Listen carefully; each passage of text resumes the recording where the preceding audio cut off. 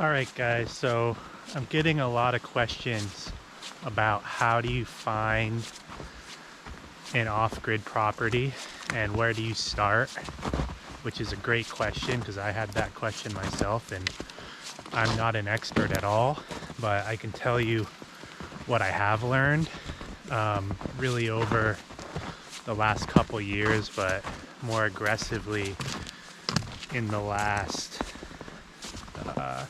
6 months or so, how I found my property and what I figured out. So the first step, I think, is to figure out where you want to live or where you want to try to find a place and narrow it down to a range, because otherwise I don't know where you'll be able to find information. So first thing is, and the first thing I did was kind of explore different areas and decide the towns or the counties, depending on where you live, that you think you would like to live in. And what I found after I narrowed it down to a couple towns was that the types of properties I was looking for, ideally my criteria was at least 5 acres, give or take, with some level ground for building and relatively easy way to rough in a road or a driveway. Perks would be if there were plans or an existing septic system and water. There are some properties you'll find that have been set up to basically be sold as off-grid properties, and it'll be land with a roughed in road, maybe some zoning, and I found a couple properties that had a drilled well and a septic system. So all you had to do was choose your site, choose your build site, and build. And of course, the downside sometimes to that is with the well and with the septic, that pretty much decides you within 100 feet probably where you can put your building. But anyways, I narrowed it down to a couple towns and looked on websites and MLS listings. I think it's MLS, realtor listings for what I was interested in. I contacted a couple real estate agents, and it turns out the types of properties I was looking for are not the ones that they're generally promoting or interested in, because there's not a ton of money to be made. There's not a ton of competition, which I think nowadays is how real estate agents make their commission, is by getting in a bidding war, going back and forth, and getting that property up there in price so that they're, whatever it may be, 3% for the seller's agent, commission is higher, which I understand. So what I did was, around here at least, a lot of the real estate, or not real estate, a lot of the towns have their tax maps and real estate transfer information online, so you can access it. I don't necessarily agree with this being so readily available, public information, but I think probably you should have to go into town hall and request the records. But anyways, you can access online the different parcel maps and who owns what. And in some cases, when it was sold and what it was sold for, transferred for. So what I found was pieces of land especially were being transferred and sold without ever being listed by a real estate agent. So if I'm just simply relying on Zillow or that sort of online listing, or even a real estate agent that I have a relationship with bringing properties to me, a lot of these properties that I was interested in, 5 acres, 10 acres, whatever it may be, in this certain area, were changing hands, but not with the help of a real estate agent. And most of them, I think, were happening off the books. So that told me a lot of it must be word of mouth, and that's the direction I started to go. So I got the word out, locally, that I was looking for property, and somebody I met just in passing was saying he had heard of people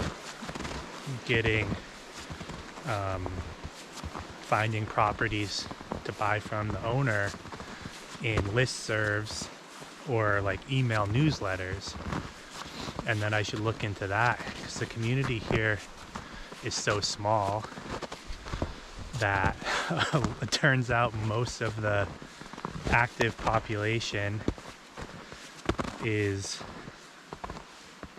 on one of these email lists. And so I put a listing out, not a listing, I guess I asked permission of the people who manage the email list. Is this something that is reasonable to do?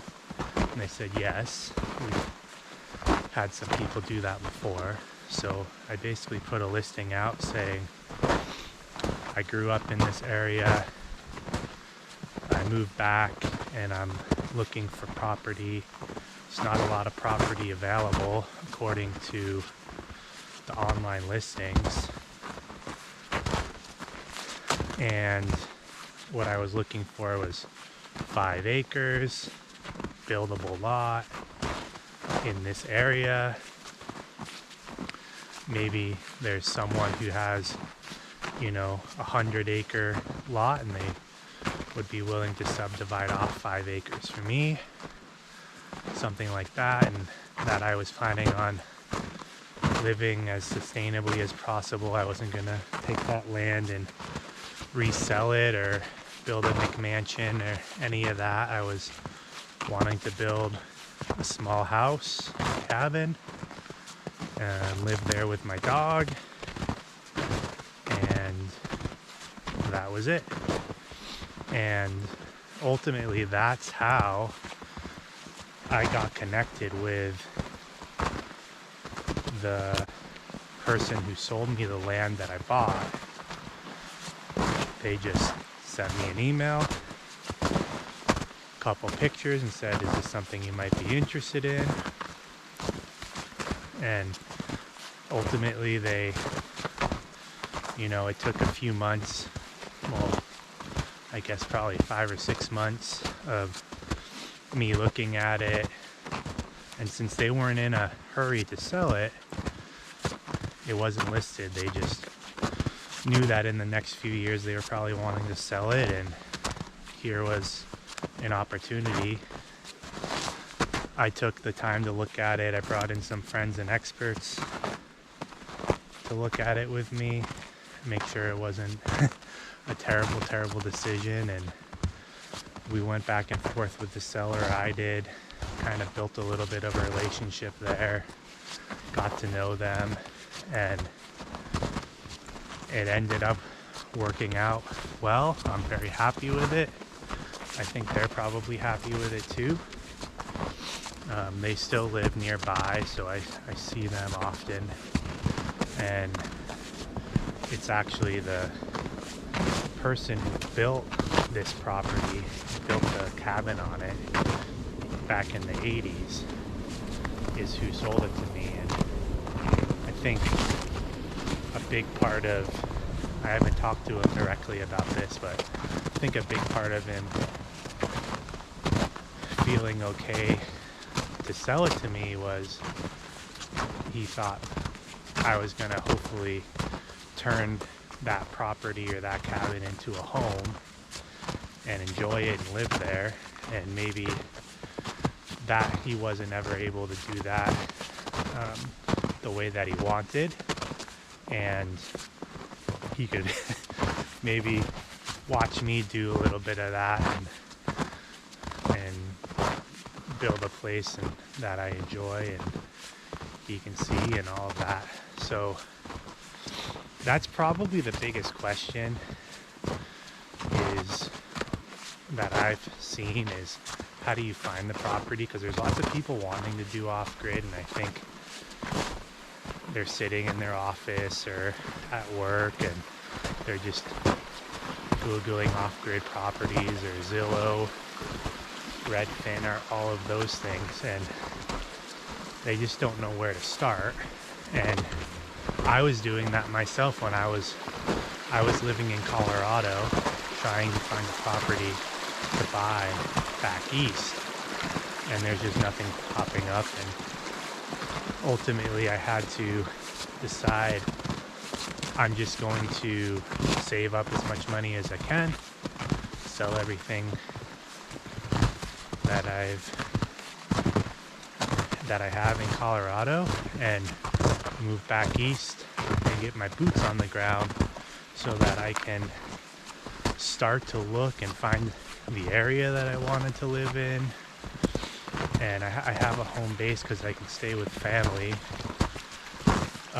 around here, but find exactly where I want to live, get the word out there.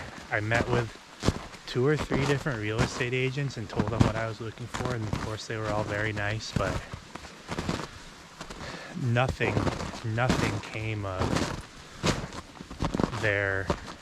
those relationships. And even when something reasonably similar to what I wanted popped up, I was the one who found it and brought it to the real estate listing agents or buyer's agents' attention. So I really don't think real estate agents need to be involved in these types of transactions, because there's rarely a bidding war, and the price of the properties, once you get agents involved, is going to be inflated, because that's how they make their money and they make their percentage, and there's nothing wrong with that. They have to make a living, but I would rather not have a property that I'm buying be 3 to 6 to 10% increase just to pay this person's commission, who in my experience with this type of property hasn't actually done much to facilitate it. I did, once I found it and we were all ready to go through, I had to talk with or meet with a real estate attorney, and that's the same thing a real estate agent would do. I gave them my information, gave them the information about the parcel, they did the title search, all of this, prepared the paperwork, submitted it to the town offices and the state. The seller needed to have their own real estate attorney that worked directly with mine. And so I think my real estate fees, attorney fees for this transaction it's a flat fee. In my case was around $600. And then I had to pay some transfer taxes and this sort of thing. But I would rather do some of the legwork and work directly with the real estate attorney than have the real estate agent be the middleman and collect collect that commission, because I did it, right? And I can tell you it was not worth very much money, the amount of legwork that I did to settle it. So this of course was a answer to a question I've gotten, and I figured it's snowy today and not a lot of work can be done. I'm taking my dog Bandit for a walk and waiting for the snow to stop so I can do some shoveling and clearing of the snow, but otherwise it's just a cozy day doing inside tasks. But I thought I'd take you along for the walk and answer that question for those of you that have had it. If you have other questions about how I got here, really just put a comment in the YouTube comments, or you can find my contact info. Shoot me a message, and if you like this type of format, I can continue to answer questions this way.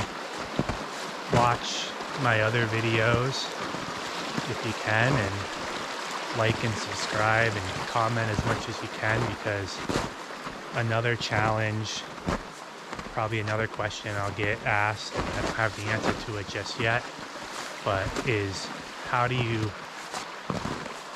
make enough money to survive living off grid when you don't drive into work every day? And hopefully one contributing factor to that can be some revenue coming from YouTube from the videos that I post. And I need to get a lot better at it. I'm just starting now and seeing what types of videos get popular and what types of videos people are interested in. But hopefully, you know, even if it's couple $100 a month, once things get rolling, that can be a huge help, and something that I can do on the property and at the homestead, helping, you know, filming and showing you the different projects that I'm doing, that sort of thing. So I think that would be a blessing if I could make a little bit of money and generate a little bit of a following that way. It'd be cool to generate or create a community of like-minded people that have always wanted to do something similar, where you buy a property and end up living there full time, share information and techniques and tactics, and it's something people have been doing for thousands of years. It's really only recently that people have been living in cities, at least in the history of humankind. So we're not reinventing the wheel here, but for many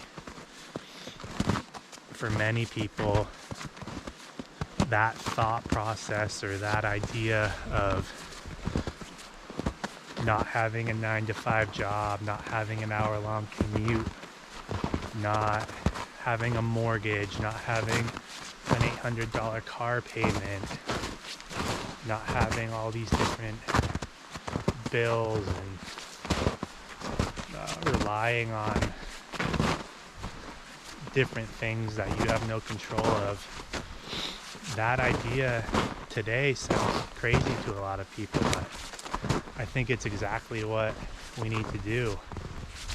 It's certainly what I need to do personally, and that's why I've decided to give it a shot. And the other thing I hear from older folks is, I would love to do that, but I'm too old now. And that makes me sad, because it's true, you need to be able-bodied to do a lot of the off-grid stuff, but classically that's how people lived, you know, until they died, was hauling water and collecting firewood We can make it a lot more comfortable than that now, but you still need to be able-bodied to get it started, which I'm very thankful of. So I'm luckily young enough that if I go for broke and try it out and lose all my money and need to start from zero and start from scratch, I can still rebuild and get a job, get a real job, good paying job, and get back on my feet and figure out what to do next. But for now, my goal is to rebuild this cabin, live off the property as best I can.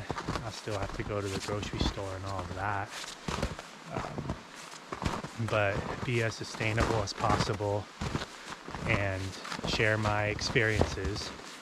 So if you are like-minded or want to follow my process and stay up to date, please subscribe, watch my videos, follow my videos, all of that. And if you've got questions, please put them in the comments, and I'll talk to you later. Bye.